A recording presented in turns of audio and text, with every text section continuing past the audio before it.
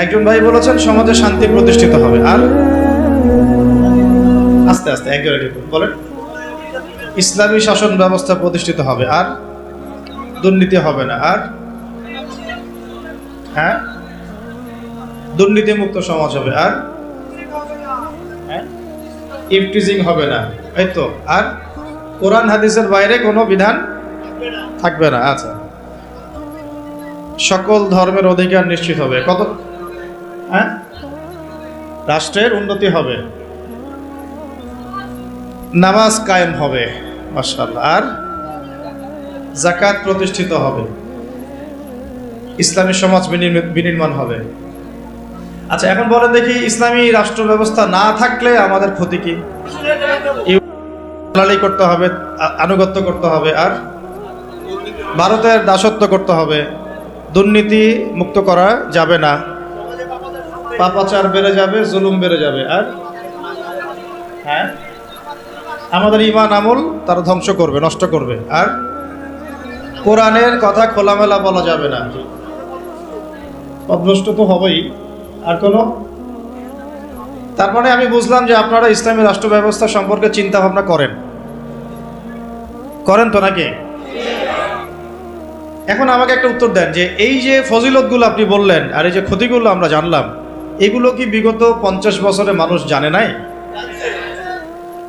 জানলে পরে কেন এখন পর্যন্ত ইসলাম রাষ্ট্র ব্যবস্থায় যায় নাই? এটা একটা গুরুত্বপূর্ণ প্রশ্ন না? এটা একটা গুরুত্বপূর্ণ প্রশ্ন না? আমরা তো জানি যে আসলে ইসলামী রাষ্ট্র ব্যবস্থা থাকলে এই ফজিলত হবে, আর না থাকলে এই বড় বড় ক্ষতিগুলো হবে। এটা জানার পরেও কেন আজ পর্যন্ত আমরা ওই জায়গায় যেতে পারলাম না কেন? কি মনে হয় আপনাদের? একটা একটা করে কারণ বলেন দেখি, কেন পারলাম না আমরা?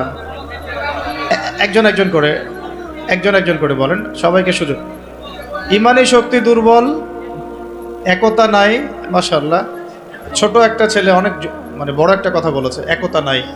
তারপরে দ্বীনি শিক্ষার অভাব, ভেরি গুড। তারপরে দুনিয়াবি, হ্যাঁ প্রযুক্তিগত শিক্ষারও কিছু অভাব আছে। তারপরে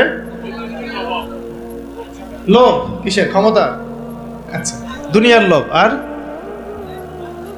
বলেন, একটা মৌলিক কথাই তো বললেন না। প্রযুক্তির অভাব,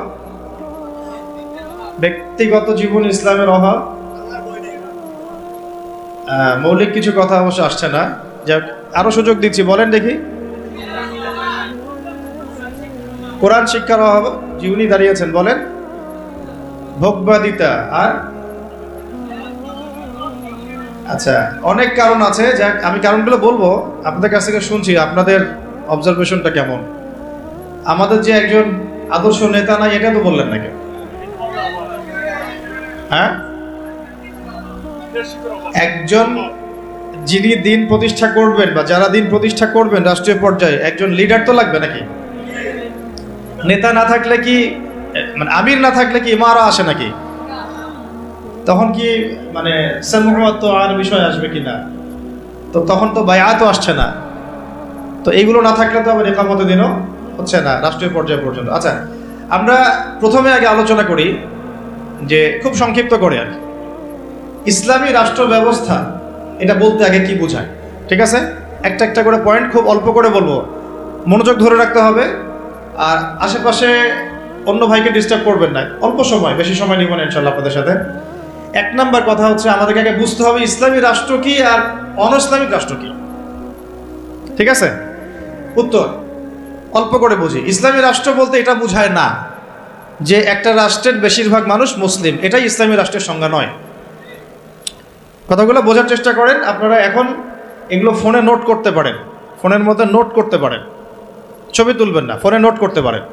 ইসলামী রাষ্ট্র কাকে বলে? যেই রাষ্ট্রের শাসন ব্যবস্থা শুধুমাত্র আল্লাহ এবং তার রাসূলের বিধান অনুযায়ী পরিচালিত হয়, তাকে বলা হয় ইসলামী রাষ্ট্র।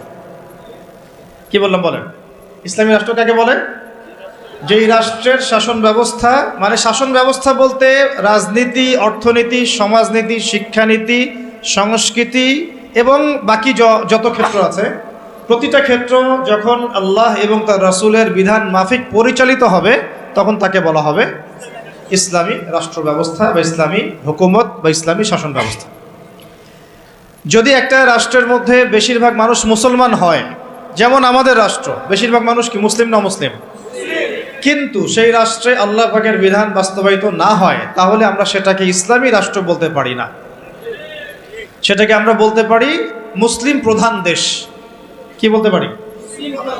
যেমন বাংলাদেশ একটা মুসলিম প্রধান দেশ, এটা ইসলামী রাষ্ট্র ব্যবস্থার দিকে এখনো যায়নি। আবার কোন একটা রাষ্ট্র যেখানে মুসলিমরা সংখ্যাগরিষ্ঠ নয়, তারপরেও সেই রাষ্ট্রের মধ্যে আল্লাহর বিধান বাস্তবায়িত আছে, সেটা বলবো আমরা ইসলামী রাষ্ট্র। বুঝতে পারছি কথা?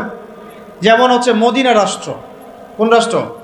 নবী সাল্লাল্লাহু আলাইহি ওয়াসাল্লামের সেই মদিনা রাষ্ট্র।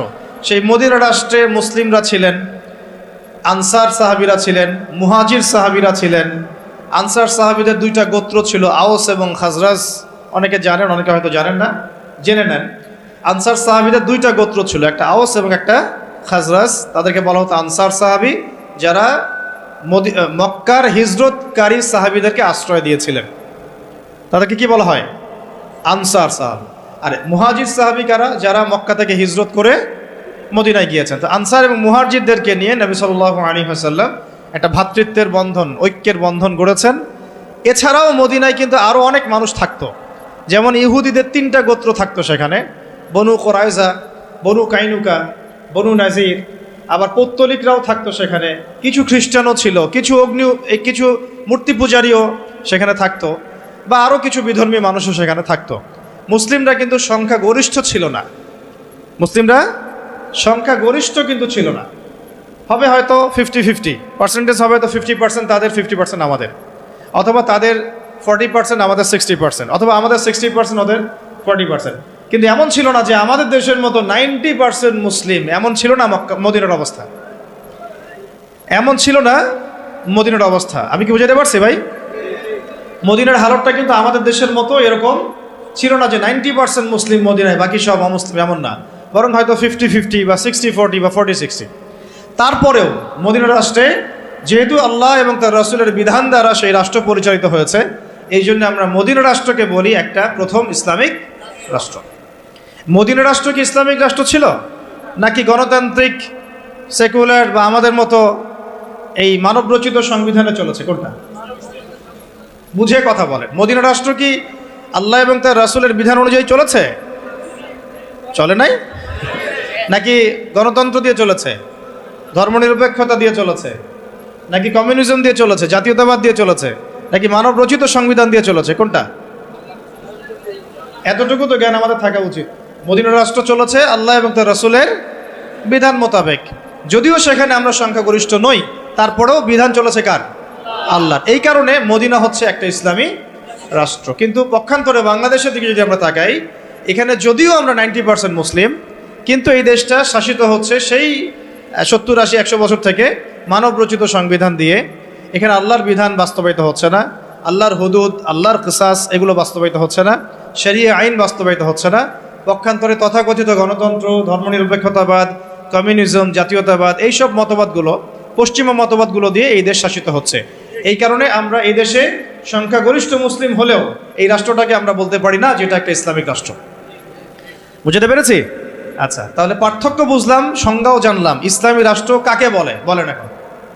যেই রাষ্ট্র আল্লাহ এবং তার রাসূলের বিধান দ্বারা পরিচালিত হয় তাকে বলা হয় ইসলামী রাষ্ট্র। তাহলে আপনারা নিজেরাই বুঝতে পারবেন যে আমরা আসলে কোন জায়গায় আছি। আমরা কি আদৌ ইসলামী রাষ্ট্রে আছি?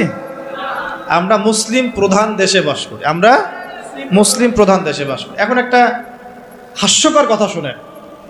হাস্যকর কথা হচ্ছে, ধরেন যে আমার একটা বাড়ি আছে। তো এই বাড়িতে আপনাদের সবারই তো বাড়ি ঘর আছে। তো যার যার বাড়ি সেখানে তার হুকুম চলে না, নাকি আপনার বাড়ি আমার হুকুম চলে? কোনটা? বাড়ি যার হুকুম তার চলে না।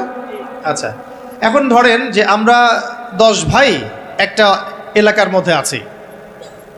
এই 10 ভাইয়ের যে মতবাদ বা আদর্শ বা যে মন্তব্য, যেটা মাশওয়ারা, রায়, অন্যদের উপরে সেটা প্রাধান্য পাবে না। আমার বাসায় আমার বাসায় 10 ভাই নিয়ে আছি ধরেন।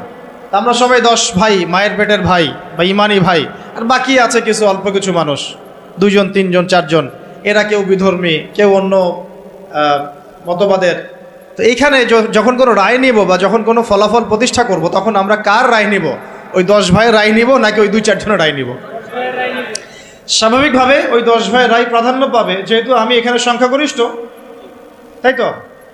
এবং আমরা আল্লাহর এবং তার রাসূলের বিধান অনুযায়ী চলছি, তাই আমাদের কাছে তো উৎসটাও অভ্রান্ত সত্যের উৎস, এখানে তো বাতিলের কোনো সংমিশ্রণ নাই। তো এখন বাংলাদেশে 90% মুসলিম থাকার পরেও, 90% মুসলিম থাকার পরেও বাংলাদেশের রাষ্ট্র ব্যবস্থায় কোরআনের বিধান বাস্তবায়িত হয় নাই। বাংলাদেশের রাষ্ট্র ব্যবস্থায় আল্লাহর শরিয়া আইন বাস্তবায়িত হয় নাই। বাংলাদেশের শিক্ষা ব্যবস্থায় ইসলামী শিক্ষাকে বাধ্যতামূলক করা হয় নাই।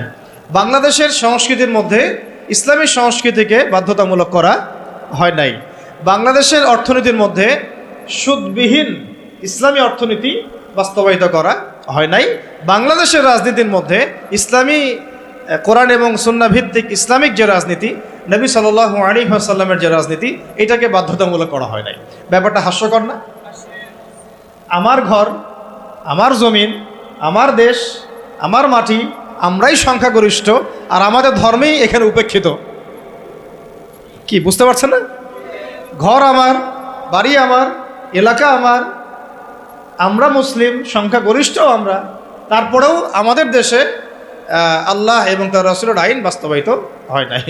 সংবিধানের মধ্যে ইসলাম স্থান পায় নাই। রাষ্ট্রধর্ম ইসলাম হবে কিনা ভোটাভুটি করতে হয়, সংবিধানে বিসমিল্লাহ থাকবে কিনা ভোটাভুটি করতে হয়। সুবহানাল্লাহ, আস্তাগফিরুল্লাহ, লা হাওলা ওয়ালা কুওয়াতা ইল্লা বিল্লাহিল আলিয়্যিল আযীম। তাহলে দেখেন, চিন্তা করেন কত বড় ধোঁকাবাজি, কত বড় প্রতারণা আমাদের সাথে। 90% মুসলিম আমি, তাহলে তো আমার কথা এখানে দাপটের সাথে মানতে হবে নাকি? কথা তো খুব সিম্পল। আমার জায়গা, আমার জমি, আমার দেশ, আমার বাড়ি, আমার জাতি, আমরা মুসলিম, তাও আবার সংখ্যাগরিষ্ঠ, তারপরে আমরা দাসত্ব করতেছি পশ্চিমাদের। তারপরেও রাজনৈতিক ক্ষেত্রে আমরা দাসত্ব করতেছি পশ্চিমা তথাকথিত গণতন্ত্রের, আব্রাহাম লিঙ্কন যে ধর্মের প্রবক্তা আর কি, তারপরে কমিউনিজমের, তারপরে সেকুলারিজমের, ধর্মনিরপেক্ষতাবাদের, জাতীয়তাবাদের, এইসবের দাসত্ব করতেছি আমরা। আমরা আবার অর্থনৈতিক জীবনে এসে সুদের দাসত্ব করতেছি, নাউযুবিল্লাহ। আমরা আবার শিক্ষাক্ষেত্রে এসে সেকুলার শিক্ষা ব্যবস্থার দাসত্ব করতেছি। সমাজ ব্যবস্থায় এসে যত রকম কুফরি, শিরক এবং জাহালাত, এগুলোর দাসত্ব করতেছি। আমরা আবার ব্যক্তি জীবনে এসে দেখা যাচ্ছে, হ্যাঁ, ব্যক্তি জীবনে এসে কেউ কেউ ধর্ম পালন করছি, তাও সেটা মসজিদের ভিতরে, হয়তো নামাজ, রোজা, হজ, জাকাত, তাসবিহ, তাহলিল, জিকির, আজগার, এইটুকু সীমাবদ্ধ। কিন্তু ইসলামকে যখন আমরা বলছি ইসলাম শিক্ষায় থাকবে, সমাজে থাকবে, সংস্কৃতিতে থাকবে, অর্থনীতিতে থাকবে, রাজনীতিতে থাকবে, তখন তারা আমাদেরকে আবার বলছে আমরাই জঙ্গি, সন্ত্রাসী, মৌলবাদী। তাহলে কত বড় প্রতারণা আমাদের সাথে করা হচ্ছে বা হয়েছে, এটা কি বুঝতে পারছেন কিনা? সবাই বুঝবেন এই কথাগুলো, আমি জানি। যাদের বোঝার তারা বুঝেন, তারা বুঝলেই হবে আর কি। কারণ বাংলাদেশে ইসলামী শাসন ব্যবস্থা গরু ছাগল দিয়ে হবে না। বুঝাতে পারছে কিনা? এটা মানে খুব উঁচু লেভেলের একটা ইবাদত। এই কারণে দেখা যাবে এটা প্রতিষ্ঠিত করার জন্য খুব বুদ্ধিদীপ্ত প্রজন্ম লাগবে আর কি। হ্যাঁ, বুদ্ধিদীপ্ত একটা তরুণ প্রজন্ম লাগবে, এবং ওলামায়ে কেরামের সোহবত, দুটো একসাথে যখন হবে ইনশাল্লাহ হয়ে যাবে। চল, তাহলে ইসলামী রাষ্ট্র ব্যবস্থা কাকে বলে এটা বুঝলেন, এবং আমাদের সাথে কি ধোঁকাবাজি হয়েছে এটা বুঝলেন। এখনও দেখেন, এখন যদি আপনারা বলেন যে আমরা সবাই ইসলামী রাষ্ট্র ব্যবস্থা চাই, একটা গণভোটের আয়োজন করা হোক, দেখা যাক কারা কারা ইসলামের পক্ষে ভোট দেয়।